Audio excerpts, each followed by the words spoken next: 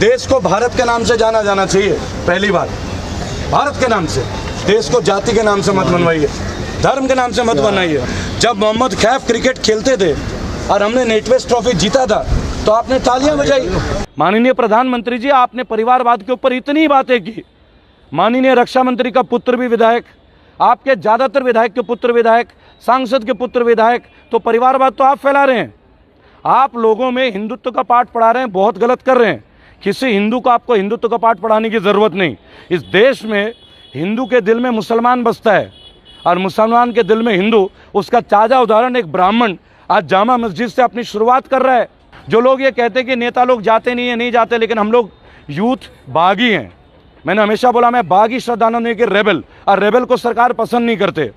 मैंने सांबित पात्रा जी से, निर्मला सीतारमण जी से, माननीय प्रधानमंत्री मोदी जी से और यूपी के माननीय मुख्यमंत्री योगी आदित्यनाथ जी से भी कई सवाल किए। उनका जवाब मुझे आज तक नहीं मिला।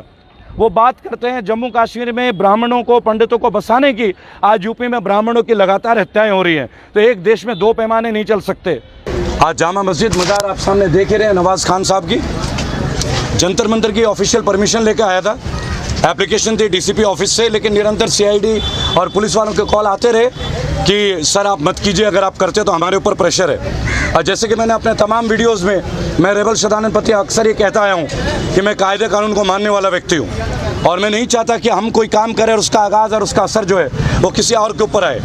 भाई और बहनों, हैशटैग सेव इंडिया ये कैंपेन मैं शुरू कर रहा हूँ। मैं कभी नहीं बोलूँगा कि हिंदुस्तान को बचाऊँगा, मैं भारत की बात करूँगा। मैं भारत को बचाने की बात करता हूँ। बहुत लोगों ने धर्म और जाति के नाम पे बांटा है पिछले कोरोना काल में। आप इसके साक्ष्य हैं कि किस किस समुदाय को टारगेट किया गया और कितने गंदे तरीके से टारगेट किया गया है। लोगों पे मुकदमे दर्ज हुए, लोग अपने बच्चों के साथ कहीं बाहर जाते हैं, मास्क नहीं तो लोगों को पीटा गया, लोगों को फ्रैक्चर्स आए, शारीरिक चोट आई, और इनके नेता मैच फिक्सिंग करते रहे। एमपी में, मध्य प्रदेश में, राजस्थान में 2020 खेलते रहे। बहरहाल मैं एक बात बोलूँगा, मैं रेबल श्रद्धानंद पति यानी कि बागी श्रद्धानंद, मैंने कभी भी आज तक असंवैधानिक भाषा का प्रयोग नहीं किया। और 9 करोड़ से ज़्यादा लोग इस वक्त मेरे संगठन में जुड़ चुके हैं सेव इंडिया कैंपेन के लिए। आपको बताते मुझे गर्व हो रहा है कि ऑस्ट्रेलिया के 3 शहरों में और यूएस के 10 शहरों में मेरा कैंपेन सितंबर में स्टार्ट हो रहा है। जबकि ना मैं कोई पॉलिटिकल परिवार से हूँ, ना ही मैं कोई रईस को औलाद हूँ, एक साधारण मध्यम वर्ग परिवार से हूँ। और मैं बागी इसलिए बना, आप लोगों को बताना चाहूँगा कि इन्होंने बगावत का आगाज़ करवा दिया। इन्होंने अपने जो भी नीति लागू की वो तमाम नीतियाँ फेल हैं। आज हमारे ऊपर दंड और ज़बरदस्ती के तरीके से हर चीज़ मनवाया जा रहा है। देश की जनता को बोला जा रहा है कि आप घर से बाहर ना निकलें। आज उत्तर प्रदेश में सैटरडे और संडे को कंप्लीट लॉकडाउन है। मुझे बात बताएं भाईजान, गर्मी के दिन है, दोपहर में कोई आता नहीं, शाम के लोग ही आते हैं। आप अगर सैटरडे संडे लॉकडाउन कर दोगे, 8 बजे के बाद मार्केट बंद कर दोगे, लोग अपना व्यापार कैसे चलाएंगे?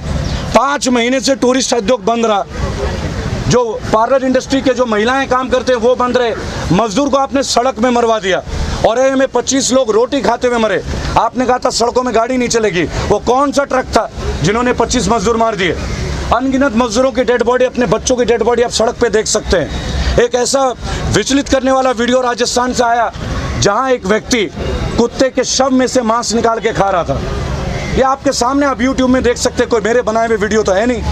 भाई और बहनों, आज ये लोग जिस मुकाम पे चल रहे हैं, केंद्र की जो सरकार है, इन्होंने कहा था हमारे मैनिफेस्टो में बहुत सारे मुद्दे हैं, आर्टिकल 370 है, राम जन्मभूमि है। तो मैं आज आर्टिकल 370 से ही शुरू करता हूँ मेरी यात्रा। Save India foundation, save India ये जो कैंपेन है, ये कैंपेन मैं कश्मीर से शुरू कर रहा हूँ। इन्होंने कहा था जम्मू कश्मीर में कश्मीरी पंडितों को बसाएंगे, यही कहा था ना।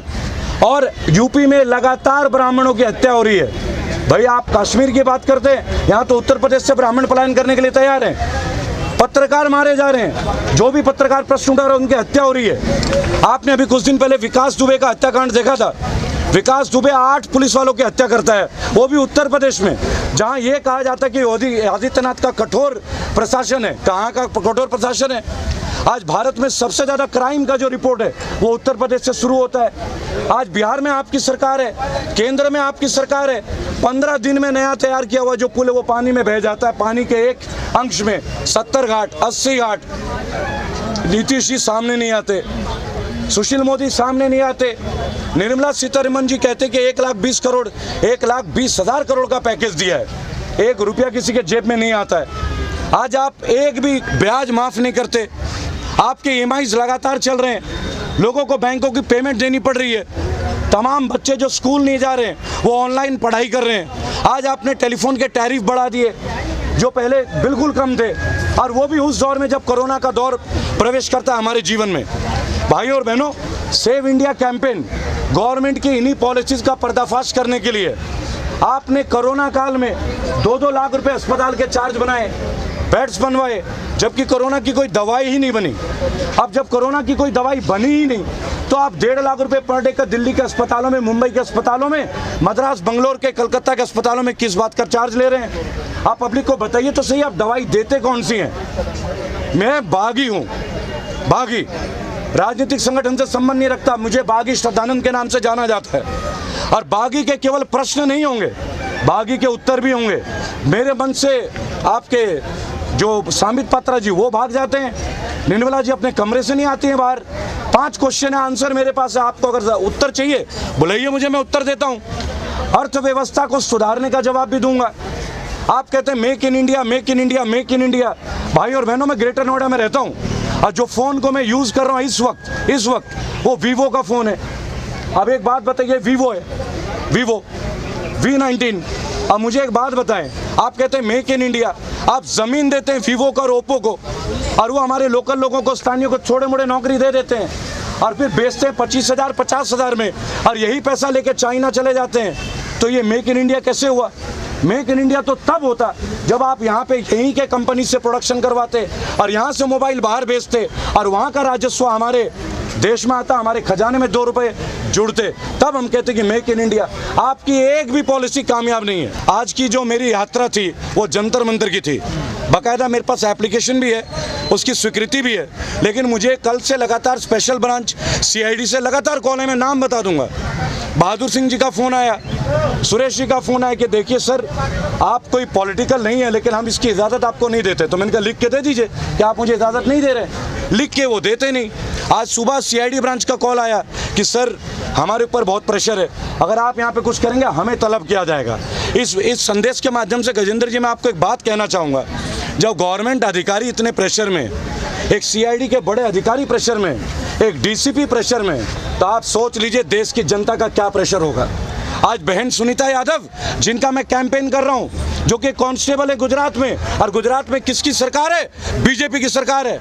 और उन्होंने प्रकाश कनानी जो वहाँ के स्वास्थ्य मंत्रालय जिन पे है, उनके बेटे को कोरोना में नियम तोड़ते हुए पाया गया तो उनको सस्पेंड कर दिया जाता है, उन पे इंक्वायरी बैठा दी जाती है और फिर उन्हें माफ़ी मांगनी पड़ती है एक पुलिस वाले को।